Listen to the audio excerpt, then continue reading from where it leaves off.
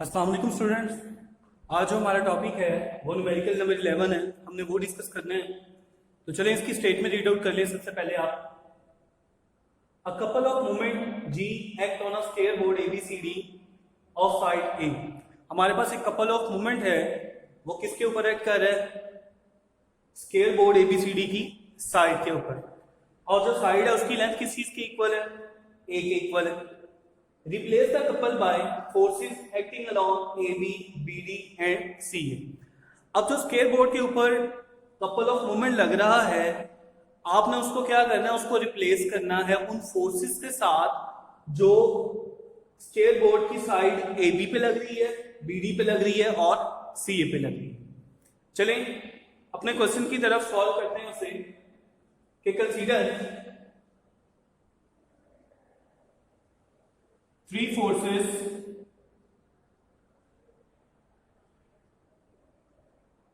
P, Q and R act along the side AB, BD and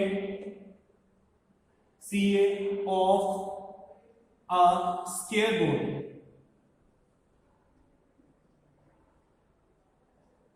कि हमारे पास three forces है P, Q, R जो कि square board की साइड AB, BD और CA के ऊपर क्या हो रही है? अप्लाई हो रही है। अब इसके बाद एक चीज को आप याद कर लें यहां पे,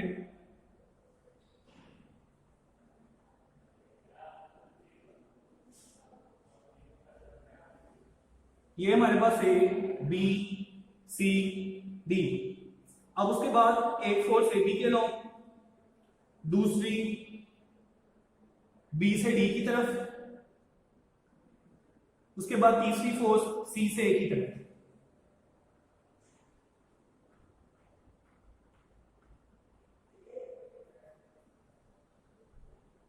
C से A की तरफ फोर्स है।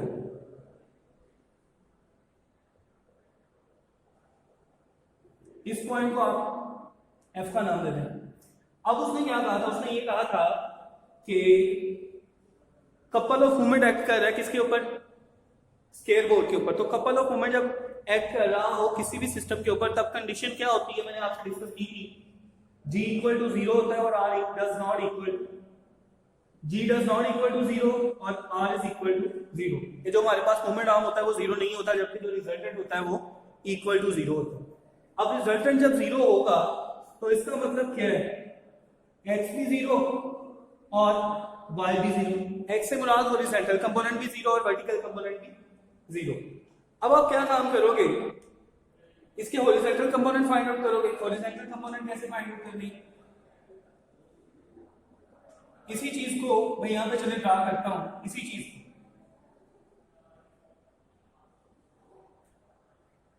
P फोर्स इस डायरेक्शन में लग रही है,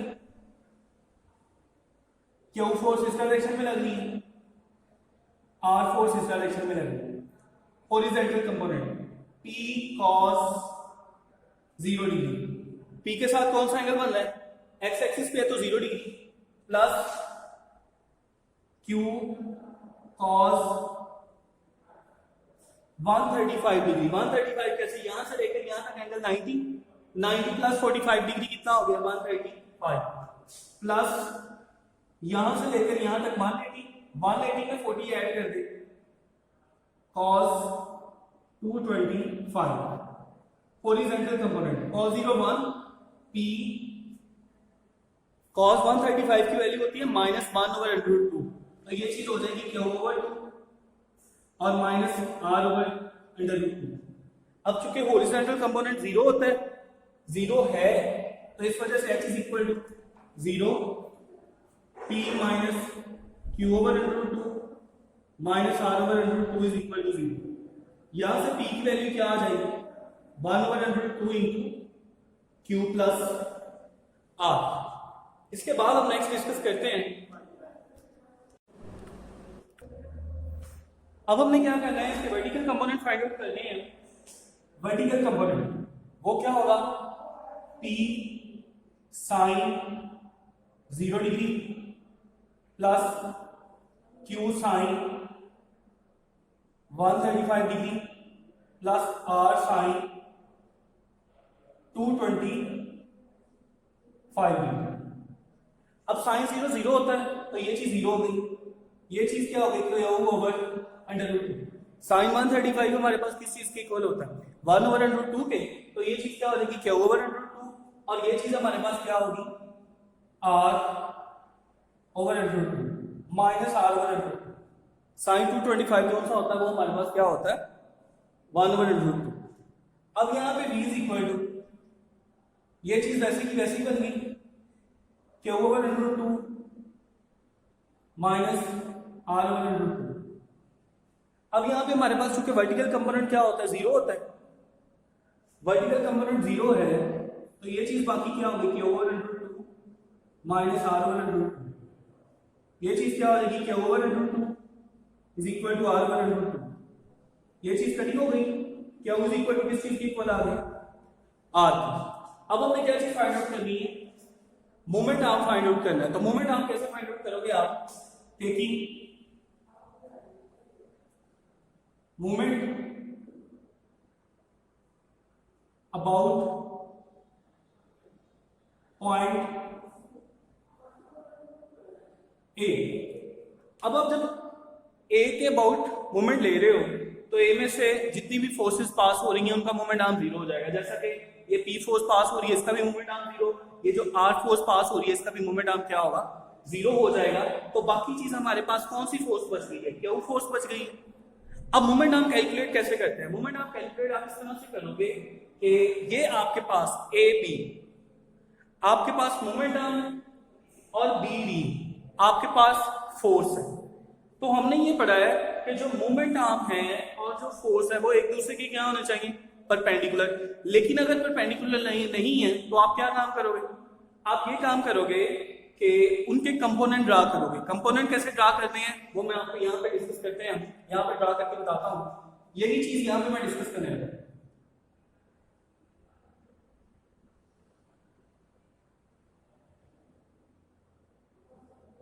ए बी सी और ये चीज डी होगी हमारे पास।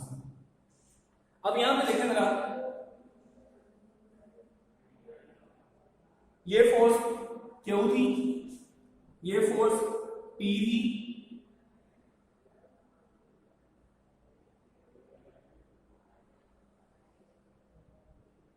और ये फोर्स कौन सी थी, आर थी। ये पॉइंट हमारे पास है। अब जरा गौर करें कि यहां पे एंगल कितना बन रहा है, 45 डिग्री का, और यहां पे भी एंगल कितना बन रहा है, 45 डिग्री का। क्यों, क्योंकि टोटल एंगल कितना है, 90 डिग्री। अब AB के हमने कंपोनेंट ड्रा करने हैं, कैसे ड्रा करेंगे, 45 डिग्री है, उसके साथ नहीं ये जो लाइन है, ये वाली लाइन, वो उसके कंपोनेंट क्या होंगे, एंगल के सामने लाइन परपेंडिकुलर, और परपेंडिकुलर किस में आता है, साइन। तो ये चीज हो जाएगी AB साइन 45, और यहां पे एंगल 90 डिग्री का बन रहा है, तो 90 डिग्री के सामने हाइपोटेन्यूज, और मेरी ये लाइन कौन सी होगी हमारे पास, AB cos 45 डिग्री। अब आपने इन दोनों कंपोनेंट में से वो कंपोनेंट चूज करना है जो फोर्स के क्या हो, परपेंडिकुलर। तो आप देख सकते हो कि ये जो AB cos 45 डिग्री है ये परपेंडिकुलर है किसके, फोर्स के। तो इन दोनों को मल्टीप्लाई करें, G is equal to AB cos 45 multiply by Q, G is equal to, अब AC लेंथ कितनी है, A under root 2 into Q। अब हमें देखना है कि क्या ये जो मूवमेंट आर्म ऑफ फोर्स है, ये टार्क है वो क्लॉकवाइज है या एंटी क्लॉकवाइज है। अगर क्लॉकवाइज हुआ तो फिर नेगेटिव टार्क होगा, और अगर एंटी क्लॉकवाइज हुआ तो फिर पॉजिटिव। चलिए इसकी रोटेशन चेक करें। फोर्स की डायरेक्शन में मार्कर को रोटेट करना है, तो आपने देखा कि ये मार्कर किस डायरेक्शन में रोटेट कर रहा था, एंटी क्लॉकवाइज। तो इसका मतलब यहां से क्या होगा, प्लस, यहां से Q की वैल्यू आपके पास क्या निकली, under root 2G over A।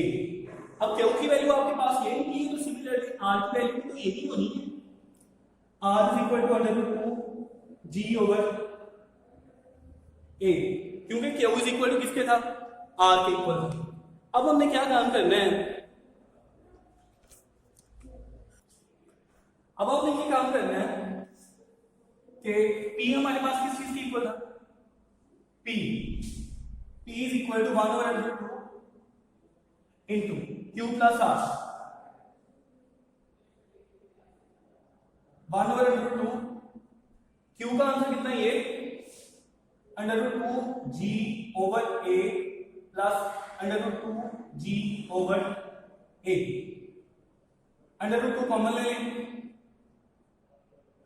G over A plus G over A, तो P इज इक्वल टू कितना होगा 2G ओवर A।